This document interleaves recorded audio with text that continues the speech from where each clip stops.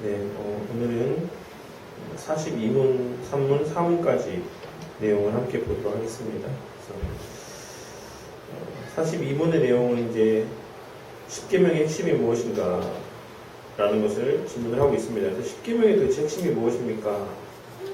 그 질문에 대해서 답하기를 우리의 마음과 영혼과 힘과 뜻을 다하여서 주 하나님을 사랑하고 우리 이웃을 우리 자신처럼 사랑하는 것이다 라고 말씀하고 있습니다. 그래서 어쨌든 요 관련된 내용의 말씀들은 우리가 또 설교 시간에도 함께 또 나눠본 일이 있기 때문에 어떤 의미인지는 대략적으로 또 우리가 어느 정도 어렴풋이라도 마음 가운데 새기고 있을 거라고 생각합니다. 그리고 이어서 43문에 10계명 서문이 무엇입니까? 10계명 서문은 나는 너희 하나님이니 너를 종되었던 집 애굽 땅에서 나오게 한 자로다 라고 하는 하나님의 말씀입니다. 그래서 이 서문의 말씀이 우리에게 이야기하고 있는 것이 무엇이냐면, 가르치고 있는 것이 무엇이냐면 하나님께서 주고 또한 우리의 하나님이시고 또 구속자이시기 때문에 우리가 마땅히 그의 모든 계명을 지켜야지만 된다는 것이다 라는 것을 이 서문이 이야기하고 있습니다. 그래서 사실 이 10계명 서문에 있는 내용이 이후에 이어지는 10가지 계명에 대한 하나의 큰 전제가 된다고 해야 되나요? 하나님께서 구원하셨으니까 그 다음부터 이러한 10가지의 계명의 삶을 너희들이 살아라라고 하는 하나의 대전제가 되고 있는 그러한 의미를 갖고 있다고 할 수 있습니다. 그래서 우리가 이 전체 10계명의 어떤 서론적인 어떤 그러한 내용들을 함께 오늘 이 시간에 좀 살펴보도록 하겠습니다. 1번에 보시면 10계명의 핵심이 무엇인가 라고 이야기할 때 그리스도께서는 신명기 6장 5절과 레위기 19장 8절에 기록된 말씀에서처럼 율법의 골자를 되풀이하여서 마태복음과 누가복음에 기록된 말씀에서 가장 큰 계명이 무엇인지를 말씀해 주셨습니다. 그래서 그 가운데 우리가 이 본문의 말씀을 또 지난 주인가 설교 말씀을 통해 함께 나누었죠. 그는 이 율법의 모든 말씀을 실행하지 아니하는 자는 저주를 받을 것이다라는 선언이 무슨 의미인지를 또 이렇게 설명을 해주시고 계십니다. 그래서 이 율법의 모든 말씀이라는 것은 뒤에 이어지는 이 말씀이에요. 우리가 알고 있는 마음을 다하고 목숨을 다하고 뜻을 다하고 힘을 다하여 하나님을 사랑하지 않고 또한 이웃을 자기 자신같이 사랑하지 않는 사람들은 저주를 받는다. 그러니까는 마음을 다하고 목숨을 다하고 뜻을 다하고 힘을 다해서 주 너의 하나님을 사랑하라. 그리고 또한 이웃을 자신같이 사랑하라. 이게 그러니까 뭡니까? 이게 율법의 모든 말씀이라는 거예요. 율법의 모든 말씀이 담고 있는 핵심 그거를 한 줄로 정리하면 마음을 다하고 목숨을 다하고 뜻을 다하고 힘을 다해서 하나님을 사랑하고 내 이웃을 내 자신같이 사랑하라고 하는 것. 그것에 대한 말씀이, 그것에 대한 전체 내용이 이 율법이 담고 있는 핵심 가치다라는 것을 우리는 이 내용을 통해서 확인할 수가 있다는 것입니다. 여기 나타나는 세부적인 내용들이 이제 그 이후의 내용들이 그런 세부적인 규칙들이 이야기하고 있는 것이죠. 하나님을 어떻게 사랑하는 것이고 이웃을 사랑한다는 건 어떻게 사랑하는 것이고 하나님께서 어떤 것을 기뻐하시는 것이고 어떤 것을 또 싫어하시는 것인지에 대한 어떤 세부적인 내용들이 이제 율법의 세부적인 내용들 가운데 열거되고 있다는 것입니다. 그래서 그 모든 핵심 가치라는 것은 사랑함에 있다는 것을 기억을 해야지만 되고, 그런 의미에서 우리가 율법을 행하지 않는 것, 율법을 온전히 순종하지 못하는 것은 하나님을 사랑하지 못하는 행위가 된다는 것이고, 그것이 또한 하나님 앞에서는 저주를 받을 만한 큰 죄로 여겨진다는 것입니다. 그래서 많은 경우에 뒤에도 그런 비슷한 내용들이 언급이 될 수 있겠지만, 많은 경우에 우리가 교회 안에서 다른 성도들을 사랑하지 못한다는 것에 대한 어떤 큰 생각을 하지 못할 때가 많이 있어요. 미워하지만 않으면 된다 라고 하는, 물론 그럼에도 불구하고 미워하시는 분들도 많이 있죠. 교회 성도들이 많아질수록 그 가운데는 내가 좋아하는 사람들도 물론 있지만 내가 좋아하지 않는 사람들도 있고, 내가 사랑하고 애정하는 사람도 있지만 또 괜히 좀 미운 사람들도 있고, 막 여러 가지 사람들이 이제 복합적으로 교회 안에 들어오게 되는 경우들이 있지만, 대다수의 상당수의 경우에 내가 막 사랑하진 않아도 미워하지는 않으니까 괜찮다 라고 하는 정도의 마음을 갖고 있는 경우들도 있다라는 사실입니다. 근데 하나님께서 우리에게 사랑하라고 말씀하신 것은 사랑해도 되고 안 해도 되고 미워하지만 않으면 된다라는 정도의 것을 말씀하고 있는 것이 아니라 반드시 사랑해라라고 하는 명령적으로 말씀하고 계시다라는 것에 대해서 우리는 좀 주목할 필요가 있다라는 것이에요. 그리고 그와 같이 사랑하지 않는 것. 그것은 하나님한테 보았을 때, 하나님께서 보았을 때 죄가 된다는 사실에 대해서 우리가 명확한 인식이 있어야지만 됩니다. 그래서 우리는 하나님을 사랑하는 마음을 가진 자는 반드시 그로 말미암아 이웃을 사랑하게 될 수밖에 없는 것이고, 내가 이웃을 사랑하지 못하는 마음들이 든다. 내가 내 이웃의 지체에 대해서 막 그런 애정하는 감정, 애틋한 마음들, 그를 위해서 기도하고자 하는 마음들과 막 그런 마음들이 생겨나지 않는다라고 하면 그것은 뭐의 반증이 되냐면 나와 하나님 사이의 관계에 있어서도 어떤 문제가 있다라는 것에 대한 반증이 된다는 것이에요. 내가 하나님과의 온전한 사랑의 관계 가운데 있는가라는 것에 대해서 우리가 점검해 보아야지만 되는 하나의 표징이 된다는 것입니다. 그래서 우리가 어쨌든 이 핵심이라는 것, 계명의 말씀의 핵심이라는 것은 곧 하나님을 사랑하고 이웃을 사랑하되 그것을 마음을 다하고 목숨을 다하고 뜻을 다하고 힘을 다해서 사랑하라고 하시는 그 요구에 어떤 가치를 담고 있다는 것을 우리가 기억하고 이후에 이어지는 계명의 말씀의 의미들을 함께 생각해 보도록 하겠습니다. 그래서 1번에 보시면 주 너의 하나님을 사랑하라. 마음을 다하여서 하나님을 사랑한다는 것은 그의 무한하신 어떤 선하심을 정당하게 인정하며 그를 우리의 최고의 선으로 여기고 높이 우러러며 최고로 그를 사랑하며 그의 안에서만 즐거워하고 그에게만 신뢰를 두고 다 우리가 익히 알고 있는 말입니다. 사실 우리가 이 의미들을 모르기 때문에 하나님을 사랑하지 못하는 건 아니죠. 우리가 이 의미들이 뭔지는 알지만 이 뒤에 또 이어지는 내용이 언급이 되긴 하는데 우리가 이것에 대해서 실제적으로 인지하지 못하기 때문에 그래요. 하나님에 대한 사랑을 또 하나님의 존재에 대해서, 하나님의 어떠하심에 대해서, 하나님의 우리를 향한 사랑에 대해서 우리가 명확하게 인지하지 못하고 그것의 가치를 제대로 모르기 때문에 우리가 이와 같은 하나님을 향한 사랑을 온전히 나타내고 또 그 사랑 안에 거하는 삶을 살 수가 없다는 것입니다. 그래서 뒤에도 또 이어서 살펴보도록 하고 이건 되게 어떤 원론적인 어떤 의미에 대해서 열거하고 설명하고 있는 거라고 할 수가 있습니다. 사실 이 내용은 다 잘 알고 있다고 생각합니다. 주 너의 하나님, 이는 마치 너의 주시오 너의 하나님이신 바로 그 하나님 곧 자신을 내게 계시하였고 그의 은택들을 내게 베푸심에 따라서 내가 섬겨야 마땅한 바로 그 하나님을 사랑하라는 말씀입니다. 그러니까 어떤 뭐라고 할까요? 어떤 별개로 떨어져 있는 어떤 대상 이런 대상을 사랑하라고 하는 게 아니라 그러니까 나의 하나님을 사랑하라는 것이죠. 나의 하나님, 너의 하나님, 우리의 하나님, 우리와 밀접한 관계를 갖고 계신 그 하나님을 사랑해라라고 하는 말씀의 의미가 담겨져 있는 것이고 그 2페이지에 보시면 그 하나님을 사랑함에 있어서의 이제 세 가지 어떤 모습들이 열거가 되고 있죠. 마음을 다하고 목숨을 다하고 뜻을 다하고 그리고 뒤에 이어서 내 힘을 다하고 그러니까 마지막에 6번에 있는 내 힘을 다하고는 사실 이 전체의 어떤 마음과 목숨과 뜻의 어떤 포괄적인 의미라고 할 수가 있어요. 그래서 마음을 먼저 살펴보자면 제가 설교를 할 때는 이제 이 마음이나 목숨이나 뜻이 결국에는 전 인격적인 모든 어떤 우리의 인간 어떤 요소의 전반적인 모든 것을 포괄하는 것이다라고 설교를 했는데 그게 바로 6번에 기록된 내 힘을 다하여라고 하는 이 말의 의미 가운데 담겨져 있는 것이다라고 할 수가 있어요. 이는 겉과 속의 모든 행위들을 또한 또 활동들을 다 포괄하는 것이다. 그 모든 것이 하나님의 율법에 일치하도록 그를 사랑하라는 것이다 라는 의미가 이 6번에 내 힘을 다하여라는 의미 가운데 담겨져 있다라 할 수 있는 것입니다.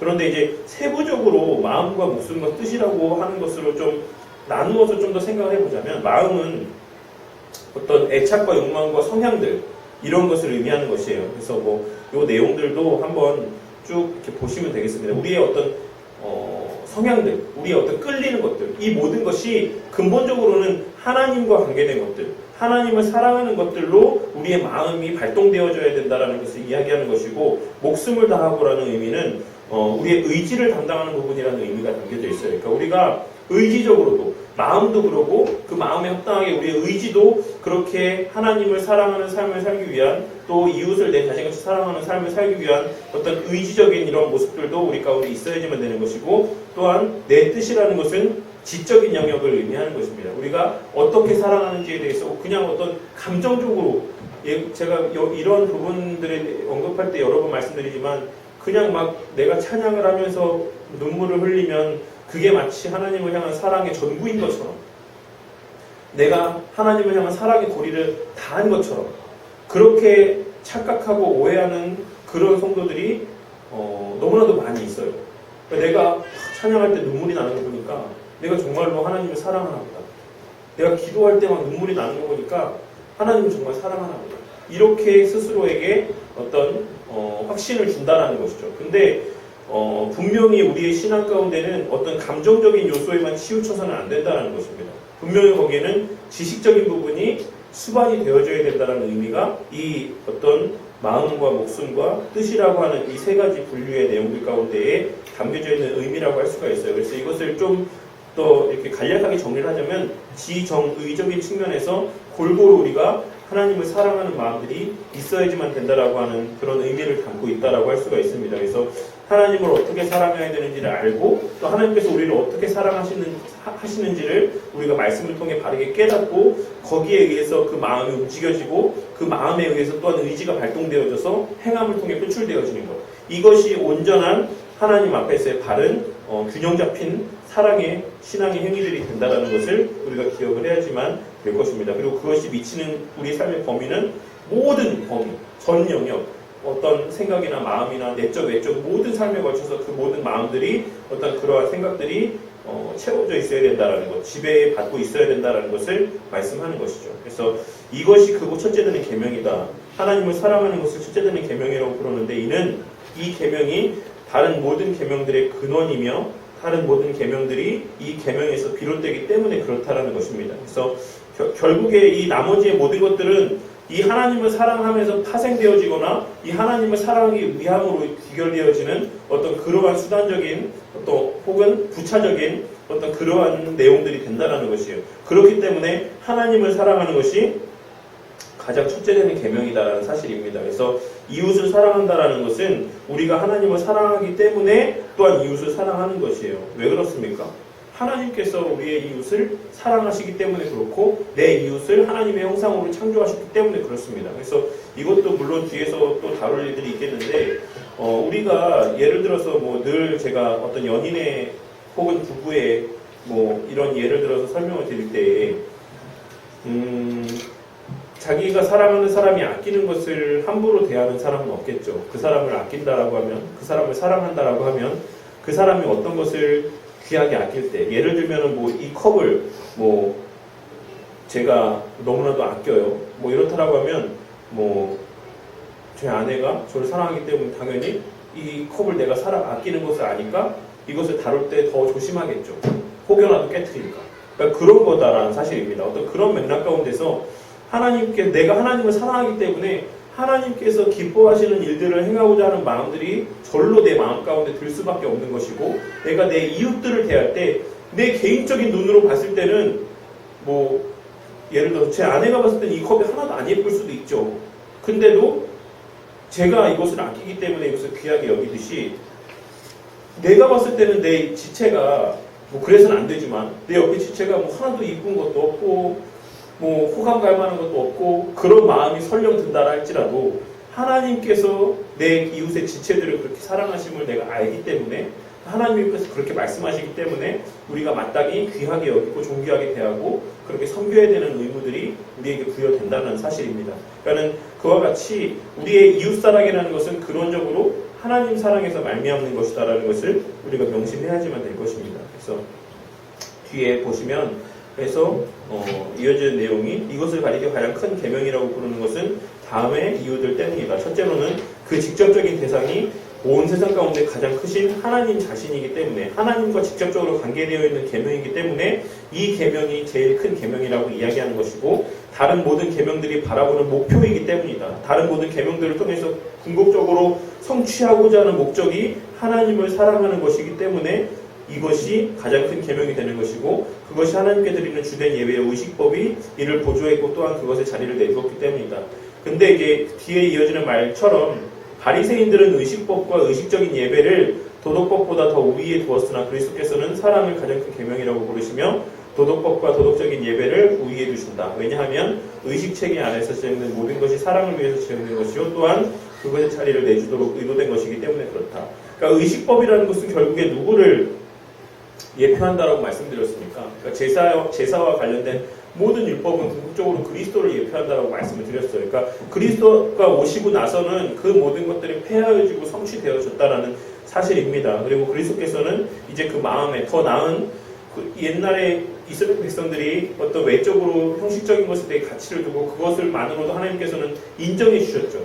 그들의 어떤 물론 하나님께서 마음을 보시기도 했지만 어쨌든 그들이 형식을 갖추어서 드리는 예배에 대해서 하나님께서 그것을 또한 인정해 주신 부분들이 있습니다. 그런데 이제 더 나은 지경의 삶을 살아가는 우리들, 그리스도인들, 우리에게 있어서 요구되어지는 어떤 신앙의 삶이라는 것은 더 고차원적인 어떤 순종의 삶을 하나님께서 요구하신다는 것이에요. 많은 사람들이 이제 우리가 율법을 폐하였으니까는 우리가 막 그렇게 정형화된 어떤 하나의 틀에 갖추어서 예배를 드리는 것, 이것은 하나님께서 기뻐하시는 것이 아니야 라고 하면서 어떤 무율법주의 같은 어떤 그런 주장들을 펼치는 분들도 간혹 보게 됩니다. 하지만 지금 신약시대를 살아가는 우리에게 하나님께서 요구하시는 것은 무엇이냐면 그것 이상의 것이에요. 그것 이상의 것. 구약의 백성들이 두려워 떨면서 벌받을까 벌벌벌 떨면서 그 의식에 갇혀서 예배를 드리는 것 이상으로 그것을 드리되 어떤 하나님이 정하신 질서에 따라서 예배를 드리고 신앙의 삶을 살되 그것을 자원하는 마음으로 기쁨으로 기꺼이 그렇게 마음에서 발언되어지는 행위를 통해서 표출되어지는 신앙의 삶을 하나님께서 요구하시는 그런 지경에까지 우리가 다다르게 되었다는 것이에요. 어떻게 그렇게 됐습니까? 우리 안에 내주하시는 성령 하나님을 통해서 우리가 그렇게 살 수 있는 그런 어떤 문들이 어떤 자격들이 우리에게 열렸다라는 것이죠. 그러니까 이것이 무율법주의적인 그냥 내 마음을 다해서 그냥 하나님 사랑하기만 하면 돼. 내 마음을 다해서 그냥 예배만 드리기만 하면 돼. 형식은 중요하지 않아. 이런 것을 말씀하고 있는 것이 아니에요. 형식 플러스 마음을 이야기하고 있는 것입니다. 그러니까 여기서 오는 어떤 오해들을 우리가 좀 경계해야지만 될 거라고 생각을 해요. 그래서 제가 늘 얘기하지만 사실 제가 젊은 사람들, 젊은 친구들한테 어떤 부정적인 인식을 갖고 있는 것이 아니라 사실 그것도 다 어찌 보면 말씀 사역자들의 잘못이죠. 목사들의 잘못이고 제대로 가르치지 못하고 제대로 양육하지 못한 결과로서 그냥 그렇게 예배를 드리기만 하면 어떤 열린 예배, 그냥 어떤 그런 찬양 예배, 그냥 뜨겁게 찬양하면서 눈물 흘리고 말씀 잠깐 한 절 정도 듣고 또 다시 찬양하고 눈물 흘리며 기도하고 그러면 정말 내가 예배를 드린 것 같은, 내가 하나님을 향한 사랑을 다 표출한 것만 같은 그런 마음에 사로잡혀서 자기가 마치 너무나도 뜨거운 신앙인인 것처럼 그런 착각 가운데 빠지게 될 때가 있는데 그것은 정말로 말 그대로 착각입니다. 우리 하나님께서 원하시는 어떤 그런 신앙의 모습이라는 것은 저마다가 원하는 어떤 그러한 어떤 주관적인 신앙의 삶을 하나님께서 원하시지가 않아요. 제가 예전에도 자녀들과 부모의 관계에서 빗대서 설명을 드리면서 말씀을 드린 적이 있는지 모르겠는데 형제들이 있는 분들이라면 다 공감하실 내용이라고 생각합니다. 형제들이 나이를 아무리 먹어도 나중에 형제끼리 또 모이게 되었을 때 부모를 추억하면서 나누는 대화의 내용들에 어떤 마음들이 들 거라고 생각하십니까? 야 우리 아빠 이랬지, 우리 엄마 이랬지 라고 이야기하는데 다른 사람은, 다른 형제는 공감을 못해. 우리 아빠가 그런 분이었어? 우리 엄마가 그런 분이었어? 이런 모습들이 정상적인 가족의 모습이라고 생각하십니까? 아니죠. 정상적이라고 하면 그래 맞아 우리 아빠 그런 사람이었지, 나도 한번 그런 일들을 통해서 우리 아빠 그런 사람인 걸 내가 봤어, 너무나도 재밌었어, 혹은 그런 일들이 있었어. 그렇게 서로 공감하며 맞장구 치며 그렇게 동일한 기억들을 공유하는 것이 한 부모를 둔 한 형제 자매들의 공통된 모습입니다. 제가 이 말씀을 드리는 게 어떤 이유에서냐면, 그런데 이게 당연한 모습인데 오늘날 교회 안에서의 신앙생활하는 사람들의 마음 가운데 새겨져 있는 어떤 하나님에 대한 인식, 하나님에 대한 지식, 이런 것들을 곰곰이 한 분 한 분에게 이렇게 물어보면 다 달라요. 저마다가 자기가 알고 있는 하나님, 내가 체험한 하나님은 다 저마다가 다른 하나님들을 섬기고 있다는 것이에요. 근데 그런 것들이 정말 한 주 안에서 한 아버지를 모시고 살아가는 형제 자매의 모습이라 할 수 있겠습니까? 한 아버지를 모시고 살아가는 형제 자매의 모습이라는 것은 그 어느 형제 자매에게서 간에 동일한 하나님 아버지의 모습이 발견이 되고 경험되어지고 공유되어져야 된다는 것이에요. 그래서 우리에게 무엇을 주셨냐면 성경 말씀을 주신 거예요. 그 하나님이 어떤 분이신지를 공통되게 모두가 객관적으로 그들의 마음 가운데 새겨질 수 있는 하나님에 대한, 하나님의 속성에 대한, 하나님의 본질에 대한 계시를 우리 모두에게 공통되게 주셨다는 것입니다. 그렇기 때문에 우리는 체험이나 우리의 어떤 경험이나 어떤 우리의 인지나 자각이나 어떤 지각이나 이런 것을 더 신뢰하는 것이 아니라 오직 하나님의 말씀, 하나님께서 우리에게 계시해 주신 바, 그 말씀을 근거로 해서 하나님을 경험하고 하나님을 사랑하고 하나님을 체험하고 하나님을 누리는 삶을 살아야 다른 어떤 나의 형제자매에 대한 지체들을 보았을 때 그들과 공유되어지는 동일한 하나님에 대한 어떤 경험들을 나누고 공감되어지고 그런 것들을 통해서 신앙이 더욱더 성숙하여지고 북돋아지고 위로받고 그런 어떤 신앙의 점진적인 더 선한 작용들을 체험할 수가 있다는 것이죠. 어쨌든 이 지금 의식법이 이런 내용들에 대해서 폐하여졌다 이런 내용들을 하다가 그런 말씀을 드렸는데 어쨌든 우리의 신앙은 결코 주관적이지 아니하고 하나님의 말씀에 근거한 객관화된 신앙이 우리 가운데 있어야지만 된다는 것을 또 좀 기억하는 성도님들이 되시길 바라겠습니다. 그리고 둘째는 이제 내 이웃을 내 몸과 같이 사랑하라는 말씀이죠. 내 이웃을 내 자신같이 사랑하라는 것은 내가 하나님을 사랑하는 데서 나오는 것이다. 하나님을 사랑하기 때문에 우리가 내 이웃을 사랑하게 된다는 것입니다. 그래서 우리가 당연히 이웃을 하나님보다 더 사랑해서는 안 되겠죠.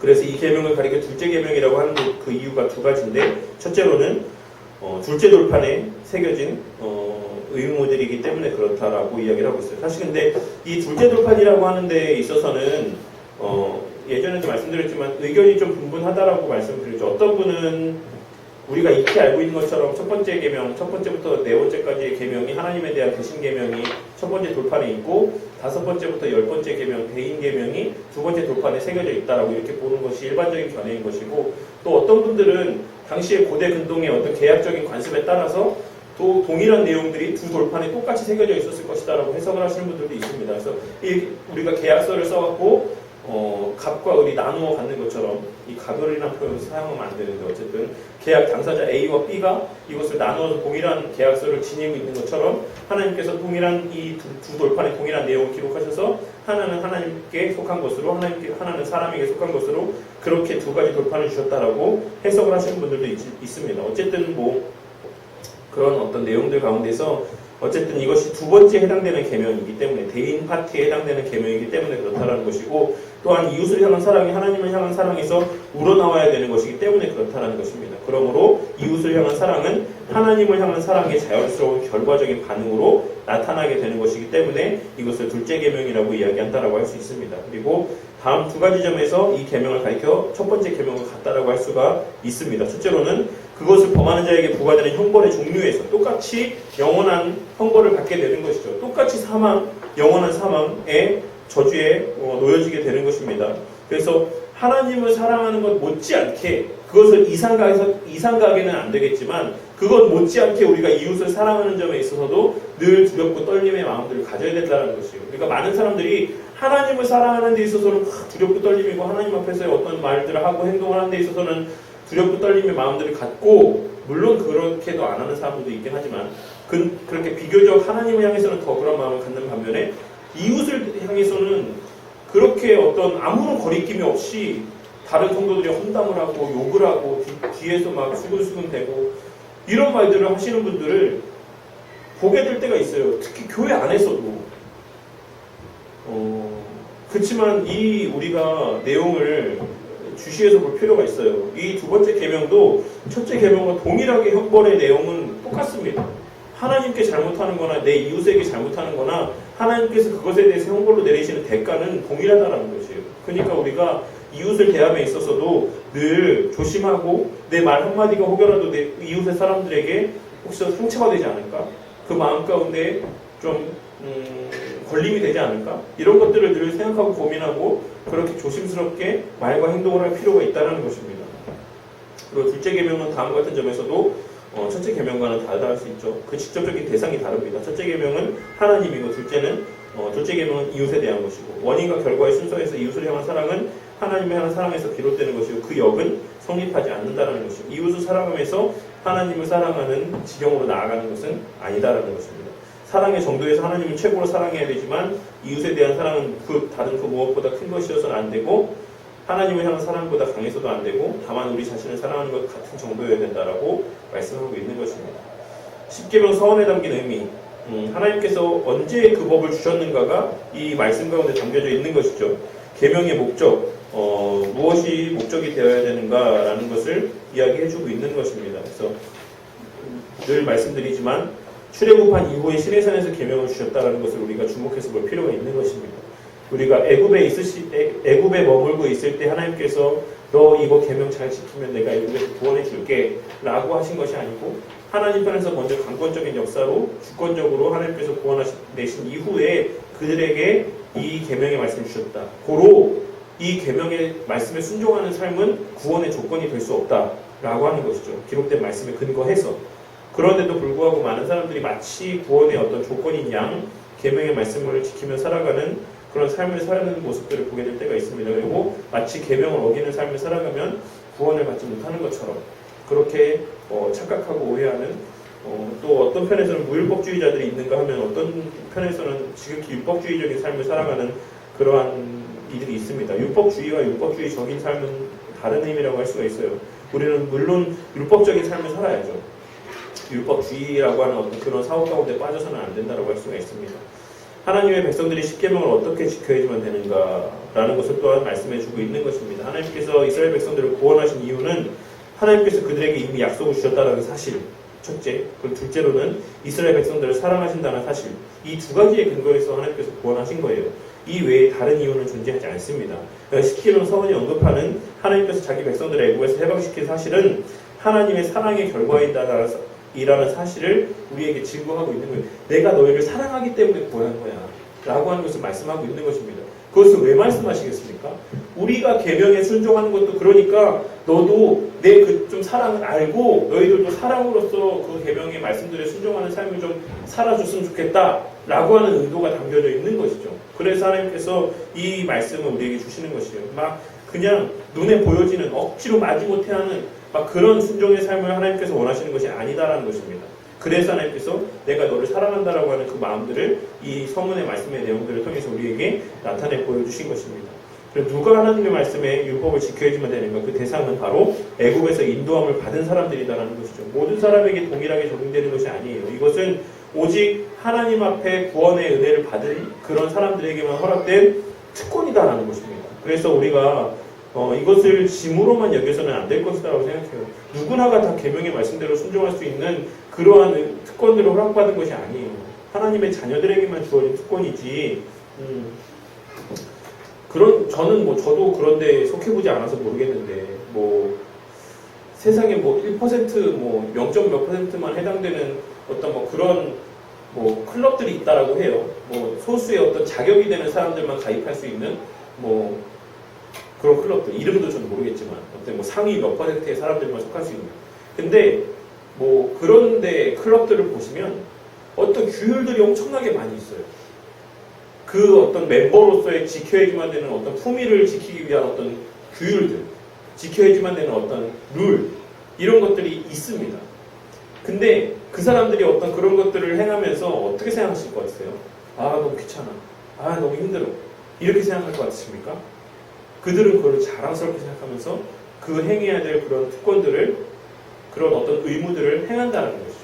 근데 하물며 사람이 정한 어떤 기준 가운데 속해 있는 사람들의 그런 율법들, 그런 어떤 규율들도 그에 속한 사람들에게 엄청난 자부심이 프라이드가 되고 그렇게 어떤 기쁨으로 그런 것들을 지키게 되는 어떤 그러한 원동력들이 되는데, 동기들이 되는데, 우리가 하나님께 속한 자들로서 우리에게만 주어진 이 계명의 말씀을 순종하는 삶이라는 것이 우리에게 짐이 된다는 것이 말이 됩니까? 사실 이건 말이 안 되는 것이다라고 생각을 해요. 저는 물론 그렇다라고 제가 율법에 하나도 어기지 않고 그렇게 산다라는 것을 말씀하고 있는 것이 아니라 그만큼 우리가 부족하고 연약하다는 것입니다. 우리가 그와 같은 특권들을 하나님께서 베풀어 주시고 그 안에 거하고 있음에도 불구하고 우리가 그것을 자각하지 못하고 누리지 못하는 삶을 살고 있는 그런 존재들이다라는 것을 말씀드리고 있는 것이에요. 그래서 그리고 또한 하나님은 알고 인정하라는 그런 의미들이 담겨져 있는 것이죠. 그래서 하나님이 어떤 분이신지를 제대로 알고 그리고 하나님을 섬기라는 의미 또한도 담겨져 있다고 할 수가 있어요. 여기에 있는 기록된 내용들은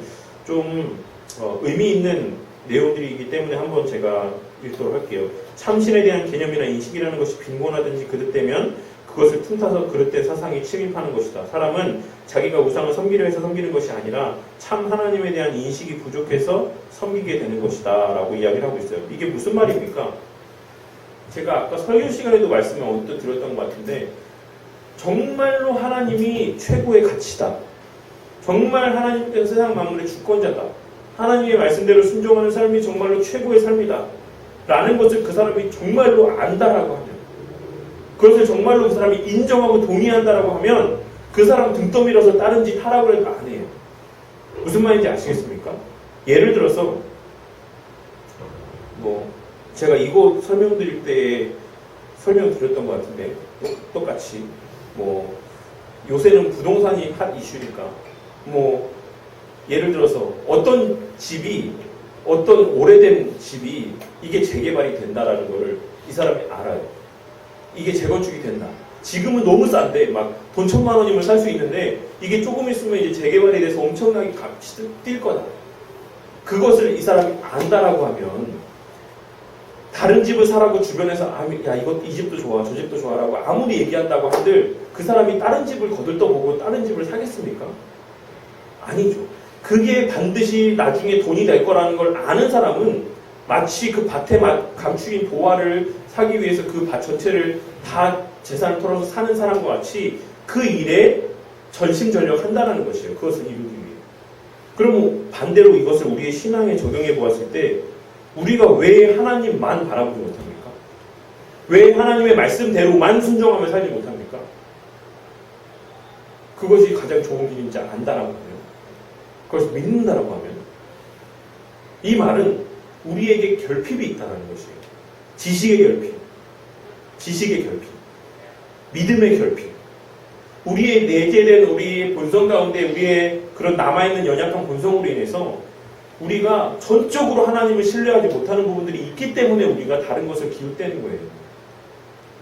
하나님께서 말씀을 우리에게 다 말씀을 통해서 하나님께서 최고의 선이고 가치고 최고의 능력이고 전지전능하시고 무소부지하시고 모든 것을 감찰하시고 세상 역사를 주관하시는 분이라고 귀에 못이 박히게 설교 시간을 통해서 우리에게 말씀을 볼 때마다 말씀하고 계심에도 불구하고 우리는 안다라고 하지만 사실은 모르는 거죠. 정말로 그러신가? 정말로 지금 이 상황도 하나님께서 주관하고 계시는 건가? 이 코로나의 상황도, 지금 내 직장에서의 문제도, 내 삶에서의 이 문제도 하나님의 손아귀 안에 있는 것인가? 라고 하는 의문이 드는 겁니다. 그러니까 그 마음 가운데 평안함이 없고 확신이 없고 소망이 없고 기쁨이 없고 감사가 없고 불안함이 있고 염려가 있고, 이 표현들을 좀 유심해서 보고 또 보고 좀 곱씹으면서 한번 생각해 보시길 바라겠어요. 참신에 대한 개념이나 인식이라는 것이 빈곤하든지 그릇되면 그것을 틈타서 그릇된 사상이 침입한다. 사람은 자기가 우상을 섬기려 해서 섬기는 것이 아니라 참 하나님에 대한 인식이 부족해서 다른 우상들을 섬기게 되는 것이다. 나 외에 다른 신들을 두지 말라고 하셨으면 다른 신들을 안 둘 만큼, 다른 신들을 거들떠 보지 않을 만큼, 다른 것들에 기웃대지 않을 만큼 하나님에 대한 정확하고 명확한 인식과 확신이 거기에 있어야지만 그 사람은 등 떠밀어도 야 다른 신들도 한번 거들떠봐, 한번 물질의 맛도 한번 봐봐, 이렇게 등 떠밀어 밀어도 거기에 기웃대지 않는다는 것이에요. 그 맛을 알고 거기에 대한 확신이 있는 사람이라고 한다는 거예요. 하지만 우리의 삶 가운데 그런 확신이 결핍되어 있다는 것이죠. 부족하다는 것이죠. 아브라함의 신지식, 아브라함은 하나님에 대해서 어떻게 알고 있었는가? 아브라함이라고 하는 인물에 대해서 기록된 말씀을 통해 생각해보자면 하나님에 대해서 아브라함은 지극히 높으신 하나님이다라고 하는 인식이 있어요. 가장 높은 분이다. 이 세상 가운데 하나님보다 더 높으신 분이 없다 라는 것을 아브라함은 알고 있었고 그렇게 고백을 하였고, 또한 5페이지에 보시면 방패요 지극히 큰 상급이다. 하나님께서 모든 것을 막아주실 수 있다. 그리고 하나님께서 우리의 상급이 되어주십니다.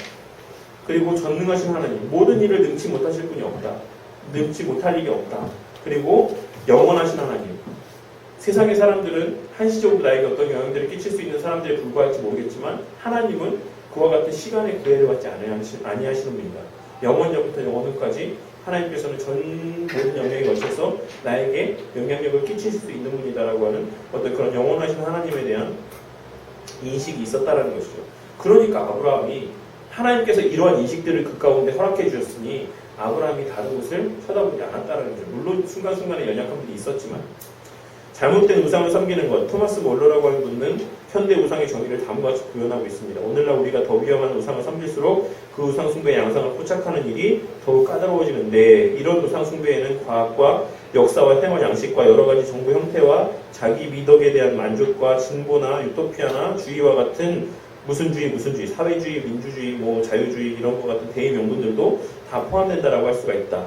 이 모든 것은 가장 쉽게 절대시되는데 우리가 그것을 완전하다고 믿어서가 아니라 극진하게 떠받들기 때문이다. 다시 말해서 자기 우상 숭배가 상상할 수 없을 정도로 집요하기 때문에 자신이 받아들이기도 결정한 모든 것은 사실상 절대적인 존재가 됐다. 이게 무슨 말입니까? 내 자신을 지나치게 신뢰하기 때문에 내가 믿는다라고 하는, 내가 옳다고 여기는 건 이거는 틀릴 리가 없어 라고 생각하며 그것을 절대화시킨다는 것이에요. 그것이 완전해서가 아니라 내가 그렇다고 믿기 때문에 내 자신을 귀하게 여기니까 내가 믿는 그 가치도 절대화시킨다는 것입니다. 마치 오늘날에 문재인 대통령을 너무나도 지지하는 열성적인 사람들, 합리적인 진보주의자들이 아닌 정말로 거기에 매몰되어 있는, 그 사상 가운데 매몰되어 있는 어떤 그런 사람들의 모습처럼 설령 누가 보아도 객관적으로 좀 더 이게 좀 더 나은 방향으로 갈 수 있는 그런 길이 있다라고 여겨지는 그런 것들조차도 인정하지 않고 모든 것들이 다 옳다라고 이야기하는, 그 사람들이 왜 그렇게 주장을 합니까? 내가 그 사람을 신뢰하기 때문에 그런 거예요. 자기 자신을 높이는 것입니다. 내 판단은 틀리지 않았어. 내가 저 사람에 대한 판단은, 갖고 있었던 그 생각은 결코 그르지 않았어. 그래서 그 사람의 과오를 인정하는 순간 내 과오가 되는 것이에요. 내가 그 사람을 신뢰했다라고 하는 그 자체가 나에게 과오가 되는 것입니다. 그래서 그것을 인정하지 않는 거예요. 그 사람의 설령 그것이 과오라고 여겨져도 그 사람이 옳다라고 주장한다는 것이죠.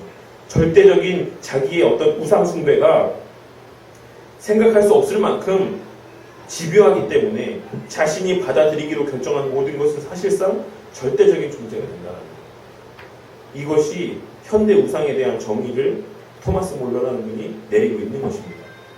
오늘날의 교회 안에 이념들, 정의라고 하는 이념, 사회주의라고 하는 이념, 공평하고 공정한 사회 가운데 살아야 된다라고 하는 그 이념이 교회 가운데 있어서도 어떤 절대적인 가치, 절대적인 존재로서의 영향력을 발휘하고 있는 것들을 우리가 보게 됩니다. 그런 것들도 하나님 편에서 보았을 때 이와 같이 우상을 숭배하는 것이 된다는 것을 우리가 꼭 기억을 해야지만 돼요.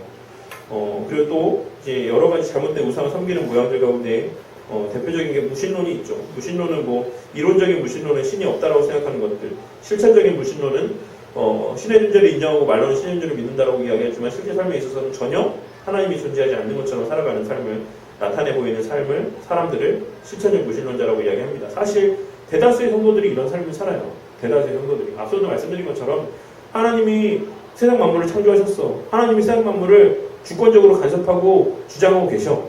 라고 누구나가 이야기하죠. 누구나가. 여기 계신 분들 가운데 제가 그렇게 질문했을 때 아닙니다.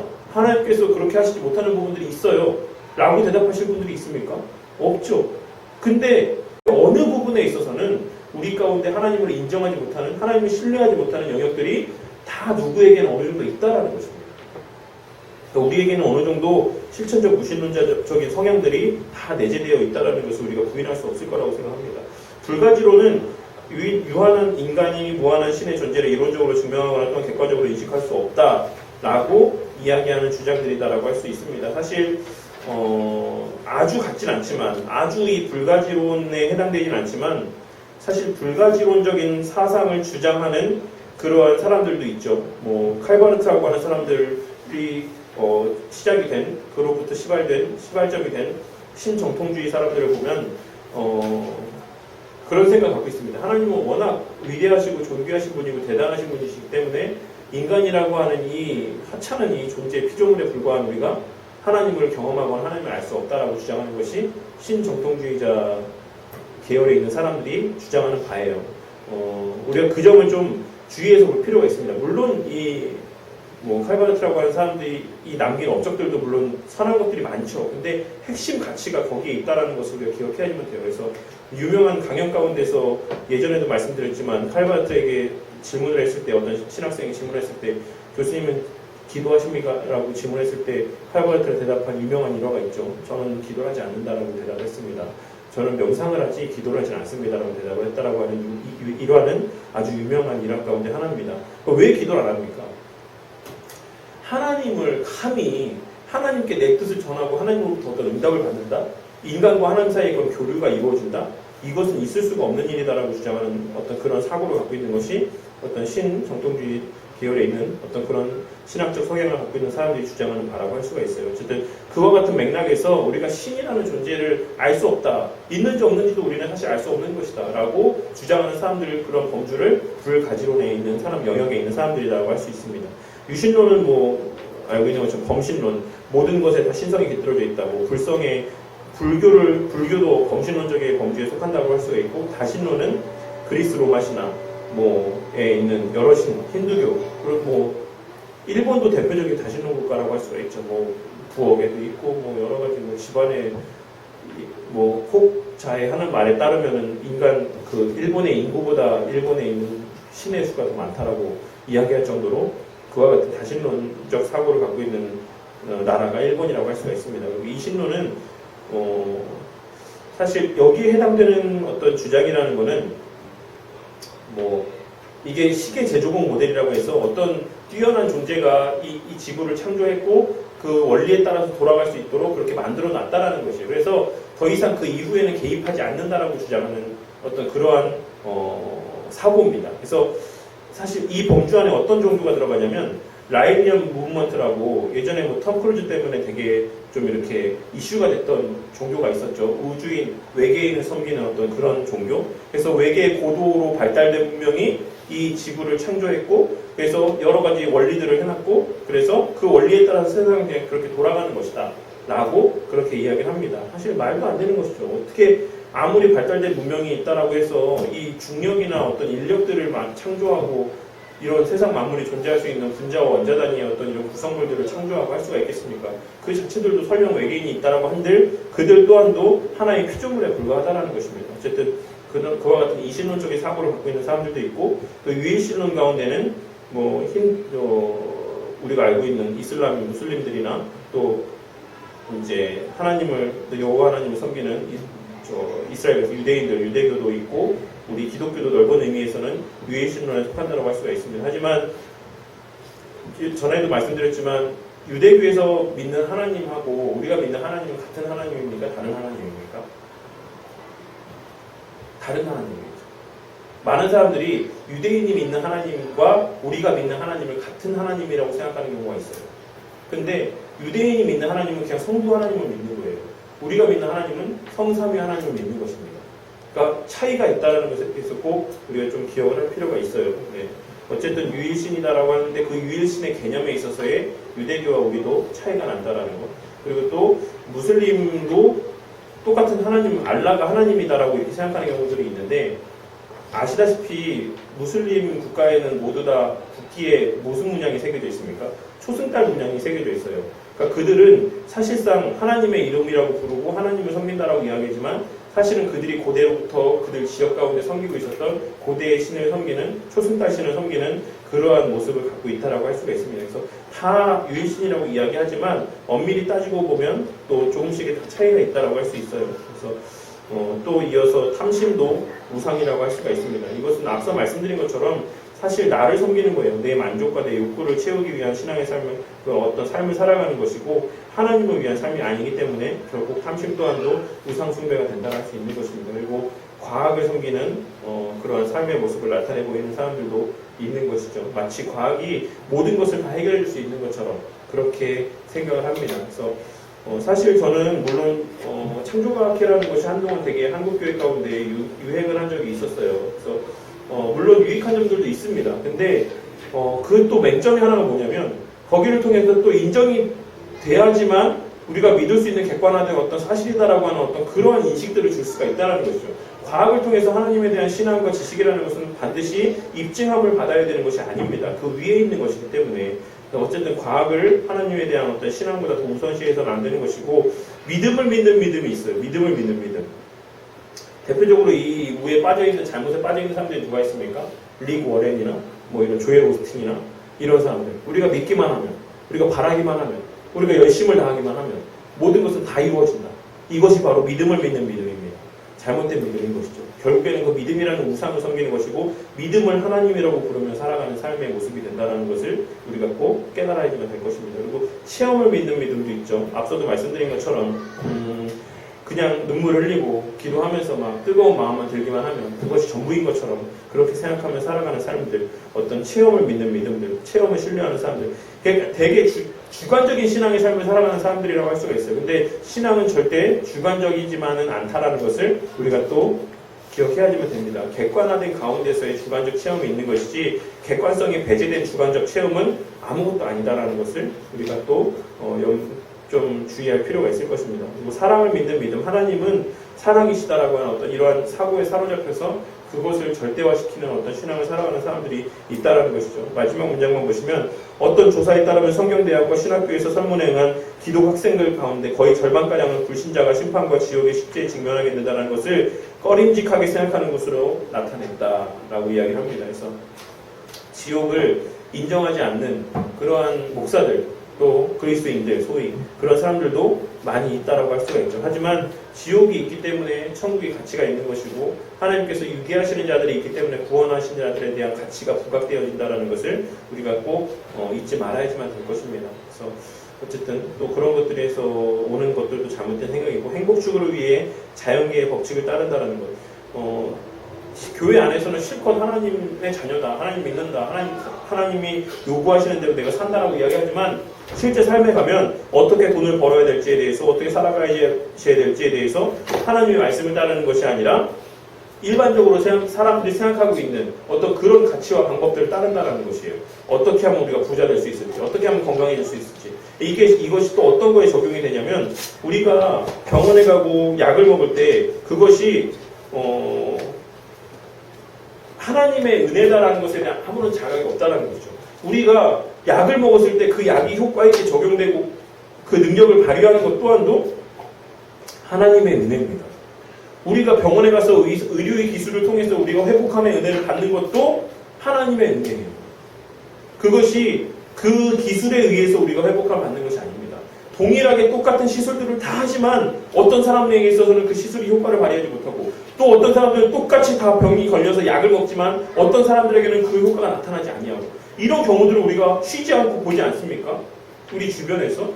근데 마치 우리가 약을 먹고 나면은 그게 당연히 약을 먹었으니까 낫는 것처럼 그렇게 생각하는 것들. 이러한 것들이 바로 우리가 우리의 삶에 있어서 일반적인 그냥 자연계의 법칙들을 더 신뢰하며 살아가는 삶의 모습이 될 수 있다는 것이에요. 그래서 우리가 우리의 삶 가운데 경험되어지는 모든 것들 가운데 늘 말씀드리지만 당연한 것은 단 하나도 있지 않습니다. 당연하게 하루의 삶을 살고 당연하게 하루의 삶을 마무리하고 당연하게 다음날 눈을 뜨고 당연하게 내가 월급을 받고 내가 당연하게 하루 30세 밥을 먹으면서 살아갈 수 있는 것은 존재하지 않는다는 것이죠. 하나님께서 그 어느 하나 가운데도 허락하시지 않으면 허용하시지 않으면 우리의 삶은 단 한순간에 어그러질 수 있다는 것을 늘 우리가 유념할 필요가 있어요. 정말 사소한 하나님의 하나의 개입 가운데서도 우리의 삶은 정말로 엉망진창이 될 수 있습니다. 우리는 그러한 것들을 염두에 두며 우리가 정말로 살아가는 삶 가운데 늘 하나님께서 인도하시고 보호하심의 결과고 우리가 하루하루의 삶을 유지하고 살아갈 수 있다는 사실에 대한 어떤 자각을 하고 살아야지만 된다는 것이죠. 그래서 어쨌든 그 외의 모든 것들이 다 하나님 앞에서의 우상 숭배가 되는 것이고 자기를 섬기고 세상을 섬기고 다른 것들을 의지하는 모습이 된다는 것을 우리가 기억해야지만 되겠습니다. 그래서 박스에 있는 것만 보시고 마무리하도록 할게요. 하나님은 우리 현대인들이 중독이라고 부르는 것을 우상이라고 부르시는데 하나님의 모든 좋은 선물은 그 선물 자체에 우리의 눈을 고정시키도록 하기 위해서가 아니라 인자하신 하늘 아버지께 감사의 시선을 돌리도록 우리에게 주신 것이다. 우리 하루의 삶도 나의 배우자도 내 자녀도 내 직장도 내 일터도 내 건강도 그 모든 것 자체로 하나님께서 감사하고 그냥 기뻐하고 만족하고 머물러 있게 하시기 위해서가 아니라 그것을 통해서 하나님을 바라보게 하시기 위해서 그런 것들을 주셨다는 것이에요. 그리고 하나님을 바라보게 되면 또한 내 자신을 바라보게 되는 것이죠. 내 자신의 본질과 목적과 가치와 그런 것들을 깨닫게 되는 것이고 그렇게 우리가 그러한 수단들을 통해서 하나님의 자녀의 삶을 살아갈 수 있게 되는 그러한 어떤 선한 작용들이 일어난다는 것입니다. 그 우선순위가 바로 새겨져 있을 때 어쨌든 이 앞으로 살펴볼 십계명 전체 내용들을 통해서 이 기본적인 전제가 되는 내용들을 다시 한번 마음 가운데 또 새기시고 이후에 또 이어지는 내용들을 통해서 감사함과 기쁨으로 하나님의 계명의 말씀대로 순종하며 하나님을 온전히 누리시는 우리 성도님들이 되시길 바라겠습니다. 기도하고 또 치도록 할게요. 기도하겠습니다. 하나님 감사합니다. 이 시간에 하나님 은혜로 말미암아